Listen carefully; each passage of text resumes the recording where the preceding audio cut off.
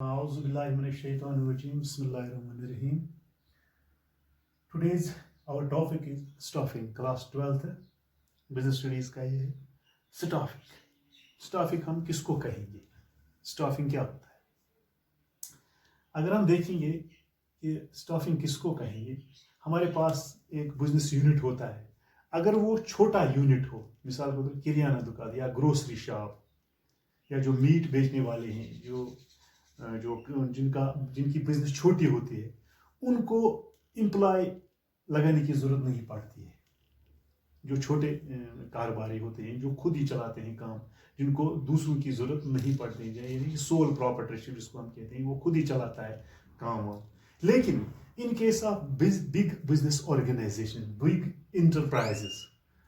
Business enterprises, they may need the more and more employees. They have to recruit them, various employees, for running the smooth function of that enterprise या of that organization. तो हम staffing किसको आप कहेंगे? Staffing बड़े बड़े कारखाने होते हैं, उनमें ज़रूरत पड़ती है एम्प्लॉयज़ को लगाने की, जो काम अच्छे तरीके से देखें भी और चलाएं भी. तो वही आज हम देखेंगे स्टाफिंग किसको कहते हैं. स्टाफिंग अगर हम डिफाइन करेंगे इसको कि स्टाफिंग किसको हम कहेंगे. स्टाफिंग में be defined as the process of hiring and developing the required personnel to fill various positions in the organisation. हमारी ऑर्गेनाइजेशन में बहुत सारे जो पोजीशन होते हैं, उनको फिल अप करने के लिए हमें स्टाफ की ज़रूरत पड़ती है, हमें एम्प्लॉयज़ की ज़रूरत पड़ती है. हाँ, स्टाफिंग में be defined as the process of, इनको हम हायर भी कर सकते हैं. हायर का मतलब है उनको हम पैसे देंगे कि आप हमारे कारखाने में काम करो, हम आपको पैसे दे देंगे, हम आपको पैसे देंगे. वो स्टाफिंग में be defined as the process of hiring and developing the required person. और जो हमारे ज़रूरत के मुताबिक हमारे जो ऑर्गेनाइजेशन है, हमारे जो इंटरप्राइज, हमारे जो बिजनेस यूनिट्स है, उसको चलाने के लिए हमें रिक्वायर्ड पर्सनल की ज़रूरत पड़ती है, जो हमारी ज़रूरत है to fill the various positions in the organisation. हमारी जो ऑर्गेनाइजेशन में यहाँ पर बहुत सारे ये जो पोजीशन होते हैं, उनको फिलअप करने के लिए हमें स्टाफ की ज़रूरत पड़ती है, हमें एम्प्लॉयज़ की ज़रूरत पड़ती है. ये है स्टाफिंग. यानी स्टाफिंग में be defined as a process of, ये एक प्रोसेस है, ये चलती रहती है, of hiring and developing the required personnel to fill the various positions in the organisation. बहुत सारी ऑर्गेनाइजेशन में जो बहुत सारे पोजीशन होते हैं, उनको फिलअप करने के लिए, उनको चलाने के लिए हमें स्टाफिंग की जरूरत पड़ती है. ये एक फंक्शन है मैनेजमेंट की. जिस तरह प्लानिंग है, इसके बाद है ऑर्गेनाइजिंग है, इसके बाद है स्टाफिंग है. ये तीसरी फंक्शन है किसकी? मैनेजमेंट की. तो ये भी एक इंपॉर्टेंट फंक्शन है. It plays a very important role in the functioning of the management. Without staffing we cannot get the द रिक्वायर्ड रिजल्ट्स या डिजायर्ड रिजल्ट्स. हमारे पास जब तक स्टाफ होगा काम चलाने के लिए, तो हम अपना टारगेट जो होता है, हमारा जो मकसद होता है, हम जहां पर पहुंचना चाहते हैं, वह तभी पहुंच जाते हैं जब हमें इन वेरियस वैकेंसीज में एम्प्लॉयज की जरूरत पड़ती है.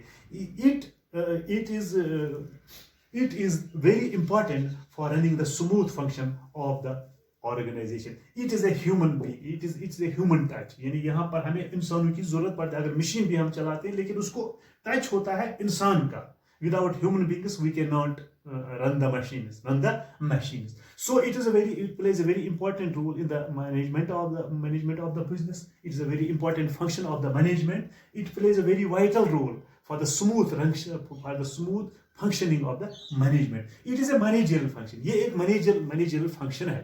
ये एक managerial function है of employing human resources. यहाँ पर हमें human resources की जरूरत पड़ती है, इंसानों की जरूरत पड़ती है, जो काम चलाने के लिए, जो एक ऑर्गेनाइजेशन को रन करे, जो एक मैनेजमेंट को रन करने के लिए हमें ह्यूमन रिसोर्सेज की जरूरत है, ह्यूमन्स की जरूरत पड़ती है. तभी ये कहते हैं ये ह्यूमन, इसमें ह्यूमन टच जरूरी है. इसमें स्टाफिंग में जो इनकी खदमात हम लेते हैं, वो काम चलाने के लिए हम उनको मुख्तलिफ काम असाइन करते हैं, उनको हायर करते हैं, इनको रिन्यूमरेशन देते हैं, इनको सैलरी देते हैं, ताकि हमारा जो काम है वो ठीक तरह से चले. वो it is a managerial function. It is a managerial function of employing human resources to carry out the activities of the business, to carry out the activities of the organization. जो organization के जो काम है वो हम तभी चला सकेंगे जब हमारे पास human resource, that means staffing. जो staffing हमारी है वो हम hire भी कर सकते हैं ताकि हमारी जो activities है in the organization में हम उसको फिर चला सकेंगे ठीक तरीके से. तो हम ये भी कह सकते हैं कि right man should be placed in the right job. Staffing mean right man be given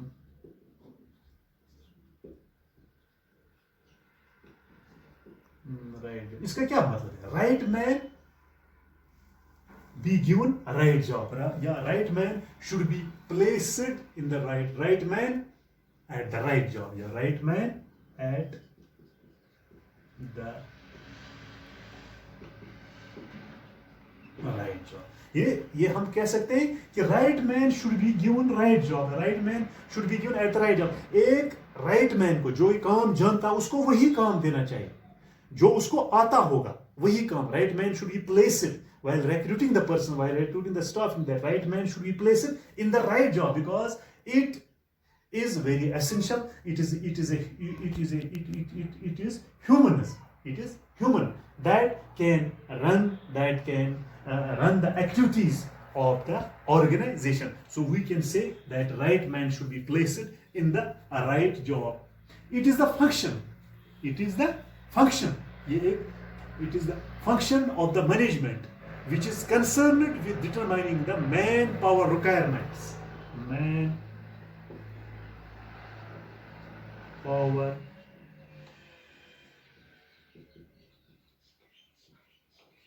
requirement in the organization. वो हम कह रहे हैं कितना हमें मैन पावर है, कितना हमें जरूरत है, रिक्वायरमेंट है इन द ऑर्गेनाइजेशन. वो हम कह सकते हैं it is the function of the management. ये मैनेजमेंट की एक फंक्शन है where it is concerned or determining the manpower requirements of the enterprise and it includes like यानी manpower organization requirement. इसके लिए क्या हमें जरूरत पड़ती है? It functions like recruitment. हमें रिक्रूट करने हैं, हमें लगाने हैं, कितना स्टाफ में जरूरत है, कितने एम्प्लॉयज की जरूरत है. रिक्रूटमेंट है, सिलेक्शन है, पहले हम रिक्रूट करते हैं इनको, फिर सिलेक्शन करते हैं. Selected person should be placed, the right man should be placed. यही हम कह सकते हैं right man should be placed in the right job. इसके बाद इनको ट्रेनिंग दी जानी चाहिए ताकि वो काम ठीक, अगर उनको आता भी होगा काम तो उनको they should be given the more training and development of employees and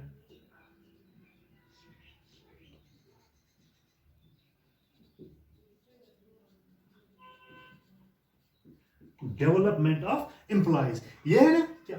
Right man should be placed for the right job. It is a managemental function where it is concerned with the manpower requirements. हमें कितने manpower requirements की जरूरत है in the organization. For example, इसके लिए हमें process करनी पड़ती है. रिक्रूटमेंट, ये हम बाद में देखेंगे कि रिक्रूटमेंट ये अलग टॉपिक है, इसको भी हम डिटेल में पढ़ेंगे. रिक्रूटमेंट हमें कितने रिक्रूट करने हैं, भर्ती करने हैं, कितने लगाने हैं इस अपने ऑर्गेनाइजेशन में ताकि हमारा जो काम है वो ठीक तरह से. या इसके बाद इनकी सिलेक्शन है, इनकी सिलेक्शन होनी चाहिए. इसके बाद जब सिलेक्ट होंगे this employees, right man should be given by right job. That should be selection should be fair and after that they should be given training and development of the employees. It all included in the organization. We can say that staffing is concerned with obtaining or maintaining the satisfactory and satisfied employee. Satisfactory and satisfied employee. यानी जो काम जानते हैं वो satisfy होने अपने काम के लिए मुतमईन होने चाहिए वो काम के, ताकि हमारा जो टारगेट है, हर एक बिजनेस यूनिट, हर एक ऑर्गेनाइजेशन का यही मकसद होता है कि we can achieve more and more profit. The business is done in such a way that our target should be kept in our mind so that we can achieve the organization objective या organizational goal. हमें यही concern करने हैं कि हमारा जो मकसद है वो हम किस तरीके से हासिल करने चाहते हैं. इसीलिए staffing plays a very vital role while getting the objectives of the organization, like planning, like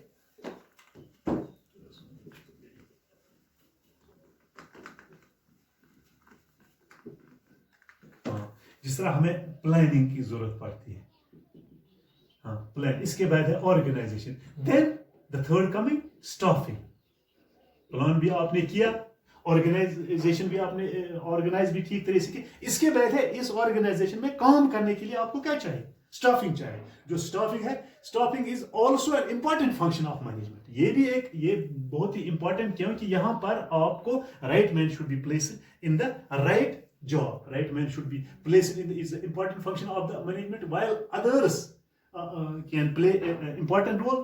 Staffing also plays an important role like management. Thus we can say that staffing is both line and staff function. Both line and staffing function. अब हम ये कह सकते हैं it is both line, यानी कि इस line में हम लगा सकते हैं इनको, या इसको हम कहते हैं स्टाफिंग फंक्शन भी. This plays a very important role in the management of the business. हाँ, एक और चीज है इसमें, staffing function is a integral part of, पहले हमने integral part of human resources. Integral part of human resources. Staffing is an integral part because it related with humans. Humans can also make an error. इंसान से गलती हो सकती है, लेकिन इसको देखने वाले, सुपरवाइज करने के लिए इसको स्टॉप होना चाहिए, जो देखे कि कहां पर हमें गलती हुई, उसको ठीक हम तभी हम कहते हैं it's integral part of human resources management. Human resources management. And it is scope is very wide. Scope is very wide. यानी इसका स्कोप बहुत ही वाइड है. Also include the activities that determining the remuneration of this worker. ये depend भी करता है, इनको हम पहले भी हमने कहा, हम we can hire those employees, we can give the remuneration.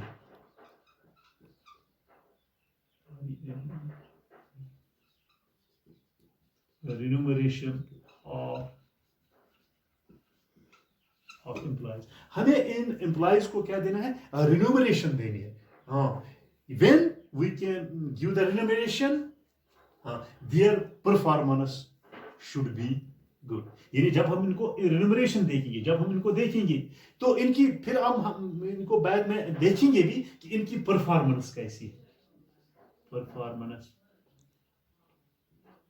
Of employees, because we have given them a remuneration, we can see the performance. It is the staffing which can tell us what is the performance of the employee, what is the performance of the employees, या and deciding on their promotion. हम इनको जो employee होते हैं उनको promotion भी दे सकते हैं, प्रमोशन, या ट्रांसफर करते हैं एक डिपार्टमेंट से दूसरी डिपार्टमेंट, या एक जगह से दूसरी जगह इनको ट्रांसफर भी कर सकते हैं, या इनको प्रमोट कर सकते हैं, remuneration they. This all includes in this function. What function in this function of staffing. इसकी एक डेफिनेशन मैं लिखूंगा. तो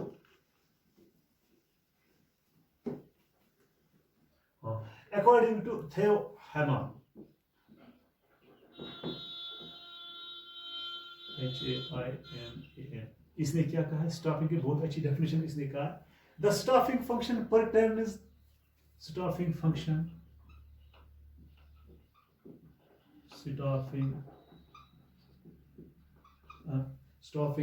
function pertains to the recruitment, pertains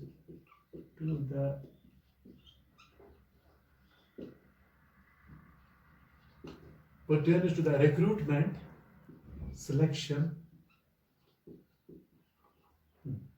development,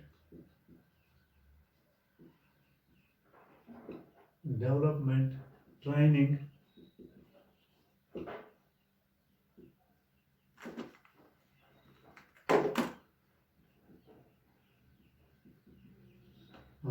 training, and compensation.